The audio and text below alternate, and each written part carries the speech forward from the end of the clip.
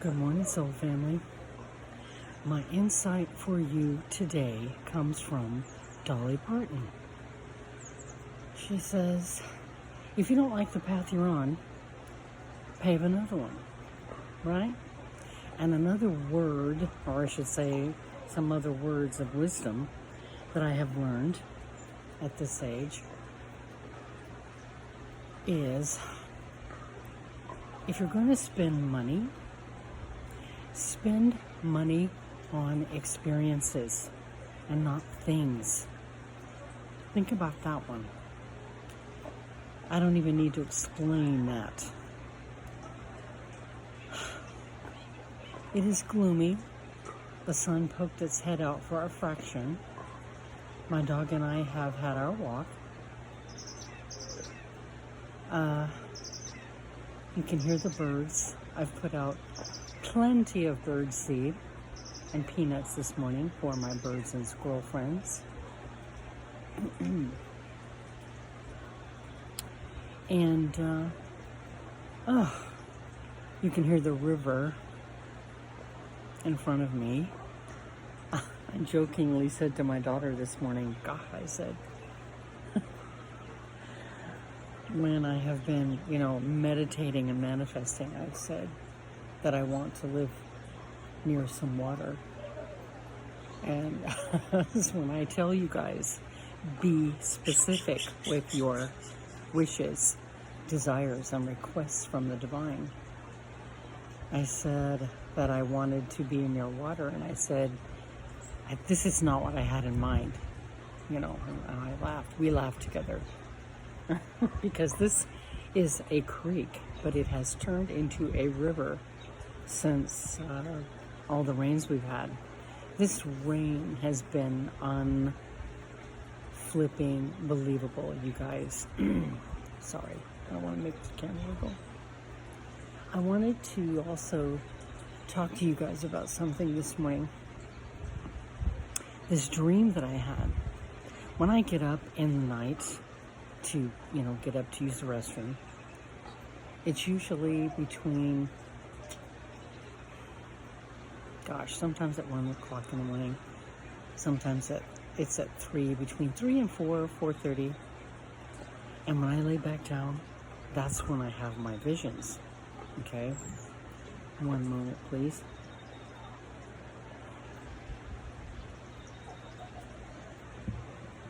My cafe. Anyway,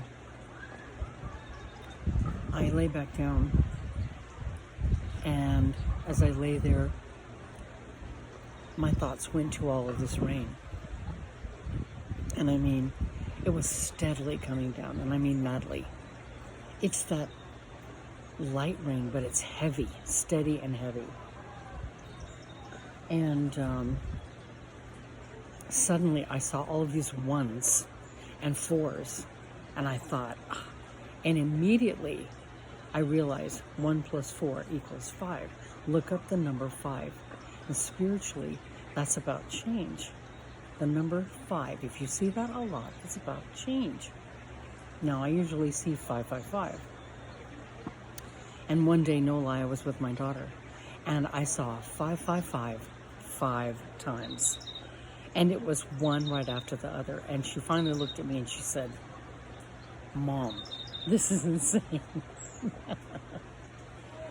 And yeah, so when the divine, this is how they give you answers and messages to whatever you're asking. But specifically, this dream, because I was envisioning the rain, and this is something that I already know. I've been telling you guys that these things in our world don't just happen. We cause them, okay? Again, I want to drink it before it gets cold. We cause even our weather. And this is Mother Gaia, Mother Nature, cleaning house. And the rain is coming and will continue until it has done what it's supposed to.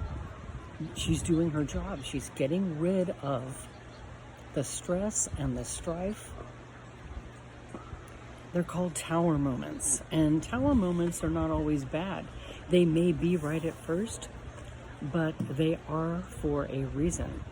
They are making things right. They're putting people, places, and things in the right direction, okay? And so after I saw the 5, then big and bold, I saw the word compassion in capital letters. And I mean, that is, you guys, what I'm all about. And I said to my daughter this morning, when we were having our coffee, I said, we don't just want change, we need change. And in order for there to be change, there must be compassion. I mean, enough with this going around wielding our swords, verbally or physically, with the gun violence and the hateful words and the government sanctioning things as far as, you know, making this possible for this group and this not possible for this group, and telling us how we should do things and what we should do, and getting us away from our heart space and disconnecting us. And remember, all of that social distancing during this stupid COVID, as dear Ralph Smart so bluntly put it, there's nothing social about distancing. And especially put a mask on it, you can't see anybody's face. I mean, I wear hearing aids, okay? And so before I was able to get hearing aids, what did I do? But I read lips. Think about people and myself.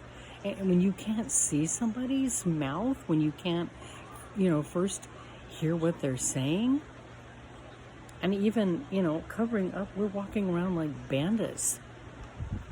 Bandits. I mean, talk about being defensive. So, you know, you got to be able to see people's faces. We've got to be able to connect to each other if we want to get anywhere. You know, we've got to work together. And I'm on this writing page also, you know, where this person, you know, boasts about being a doctor, a physician.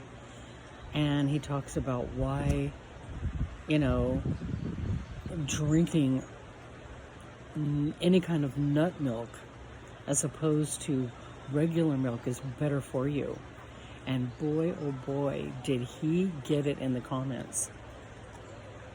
Because what is happening there is long and loud, you know. With the dairy industry, with our absolute torture, butchering, and hatred for dairy, for the cows, for the goats, for the lambs, any life that we literally are raping to get their, what is coming from their bodies to feed their babies. It's unbelievable. So I, for one, am very proud of the fact that I don't consume cow milk, any kind of animal milk, yogurt or cheese anymore. And I used to. There was a time, I mean, coffee.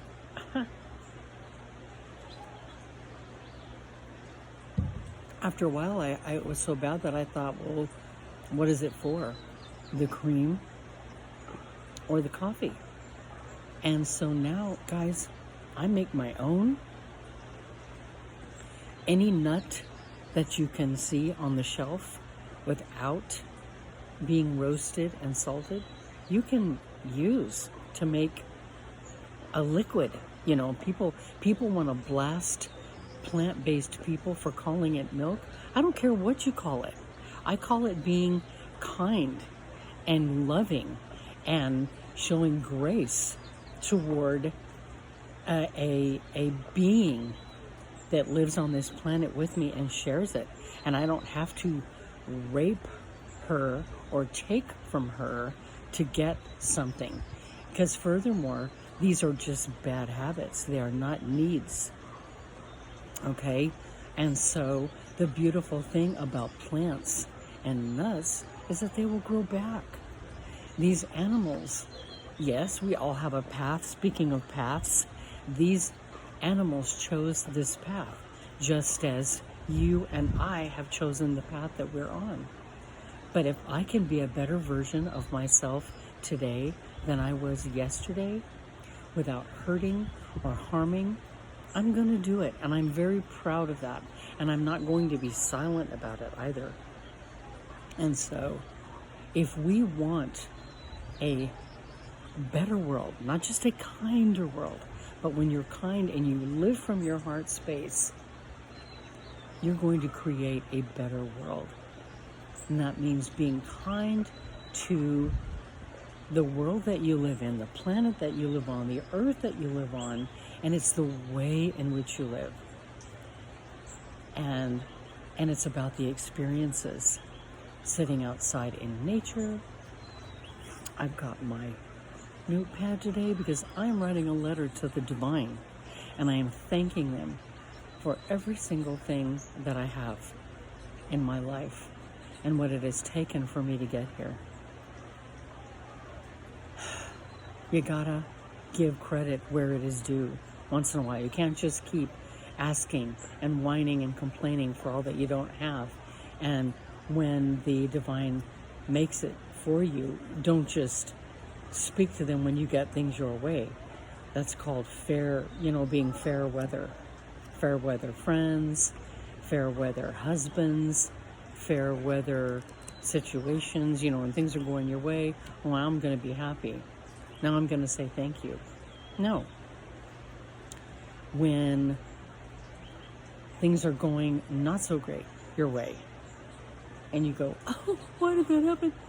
Say, oh my God, just give it a bit. And you're going to find out why it happened, because you're going to say, oh my God, thank you. Thank you for that happening to me, because it writes you into the right path that you are meant to be on. And so, compassion. Compassion is my word for you guys today. Look up the word compassion, okay? Compassion for your fellow man. This creek, or I should say riverbed now that I have flowing behind my house, is where a lot of homeless people were living and used to live as a throughway to get from point A to point B because they had nowhere to go. And I say, what is wrong with a town and or a society that looks at misfortune as a hindrance or an eyesore or an obstacle and walks right past it? It's like walking past a defenseless animal crying because it's hungry or it's hurt or it's cold or it's lonely.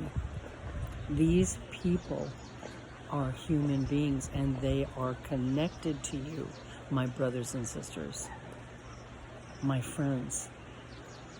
I don't mean you have to open your door and cohabitate with them, but if you have extra change, a dollar bill, give it to them, and don't immediately follow it with, well, they're just going to spend it on alcohol or cigarettes. That's up to them. If you give it freely. Furthermore, maybe they need that cigarette or that drink because their nerves are shot. Everybody deserves some peace. Before my kids and I were homeless before we got up to live here. And I can remember going to my post office box to collect my Young Living that I had ordered, my oils. There was a man sitting outside the post office, and he had a big sign, and he was in a wheelchair. And I immediately went inside, and I got my Young Living package, and I put it in my car. And in my center console area there, I keep change and I keep dollars just for these types of things. And his sign read, "Please, if you could spare some money, I would like to be able to do my laundry." And I thought, oh my God, because my kids and I were having to do our laundry at the laundromat that was right across the street at the time, because our washer and dryer bit the dust when we lost our home. And that's how we were having to, wash our clothes. And so I went to my car, and I think I had about $7. And I went to this man, and I gave him the money. And he just grabbed my hand and closed his eyes, and he said, "Thank you." And I said, "Oh, not a problem." I said, "I wish I could give you more." And we started talking about the laundromat, and it is operated by a very dear man in our community here. A lot of people like him. He keeps a very clean laundromat. He keeps all the machines working, and it's just very nice. And we were appreciating him together as we were talking, and he thanked me again, and I just rubbed his shoulder, and he grabbed my hand again and thanked me again, and he started to cry, and it made me cry. And he said, "I'm sorry for breaking down like this." And I said, please do not apologize." He said, you get to a point where, you just keep going, and you think, how much farther down can I go? And when you get to that point, like himself, you get to a point of no return. And how do you get out of that position when you get so far down? And I've heard people say, "Oh, well, they just need to get a job." Well, first of all, you can't get a job unless you have an address. Speaking of these restrictions, they make you have a mailing address. You've got to be able to afford a P.O. box. And a lot of times companies will not accept P.O. box as a form of address. I mean, there's so many roadblocks for people. It isn't as simple as you may think. And I've heard, "Oh, well, I'm not going to support those who can't support themselves." If they were stupid enough to get, fall down and be down on their luck, I don't think I need to say anymore, do I? Compassion. And judgment. If we would believe me on this when I tell you with all my heart and soul that Jesus says that is our biggest sin, is judgment. We're the biggest judgeroos on the planet. Stop judging, stop the judgment. If we would just let go and just let down our armor and start living from our heart space and start being kind to people, this world will change. Okay, I'm getting up on 20 minutes. I could go on and on. So discontinue with the judgment. Stop with the shoulda, the shoulds. I'm saying ought to. No more do I say should, because it's not for me to say. But open your heart space and start living from that heart space and start creating and doing what you came here to do, and being loving and sharing it with people. Okay, you guys, I'm going to let you go. I'm going to sit down and write my letter, finish my coffee, and revel in this beautiful day, and thank what's around me and God for giving it to me. I wish you all peace and love and blessings, and say better, compassion. And it starts with you and me. Catch you later.